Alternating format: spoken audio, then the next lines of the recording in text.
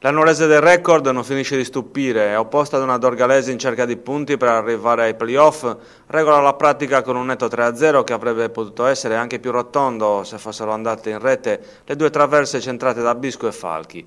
Quella ottenuta sulla Dorgalese è la 21esima vittoria stagionale dei Verdi Azzurri che a 2 gare dalla fine del torneo guardano all'ultimo obiettivo della stagione, concludere il campionato imbattuti, un'impresa alla portata di Coco e compagni.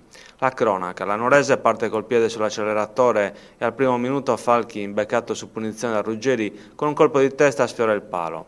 L'attaccante all'11° va vicino al gol, ma solo davanti a Ruggiu perde il tempo e viene anticipato in corner. La Nuorese insiste alla ricerca dell'1-0. Pita dal limite dell'area costringe il portiere a una difficile parata con un velenoso rasoterra che viene deviato in angolo. È il 13°. I padroni di casa insistono negli attacchi mentre la Dorgalese, non in giornata, si limita a cercare le ripartenze. Al 18° su corner ci prova Marco Coccone che di testa manda la palla di poco alta sulla traversa. La Nuorese si rende pericolosa al 27° con De Riu che calcia da fuori area ma Ruggiu controlla senza difficoltà. I padroni di casa dominano e al 30° Biscu su punizione colpisce l'incrocio alla sinistra di Ruggiu.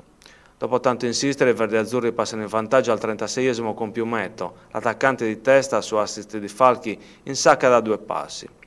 La Nuorese vuole chiudere la pratica e raddoppia al 39° con Coco che con un bolide dal dischetto finalizza un'insistita azione di Falchi sulla linea di fondo. In finale di tempo gli ospiti si fanno vedere dalle parti di Boccucci e vanno vicino al gol con Talanas che di testa si fa parare la conclusione dal portiere.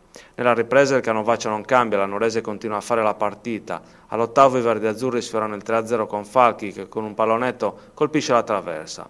La Dorgalese tenta di reagire e sfiora il gol con Frontedo al 10°, ma Biscu salva.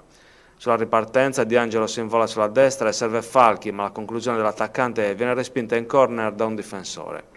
La Nuorese al 14° trova il meritato 3-0 sul rigore, assegnato per un fallo di Marongiu su Piumetto. Sul dischetto si presenta Falchi che insacca.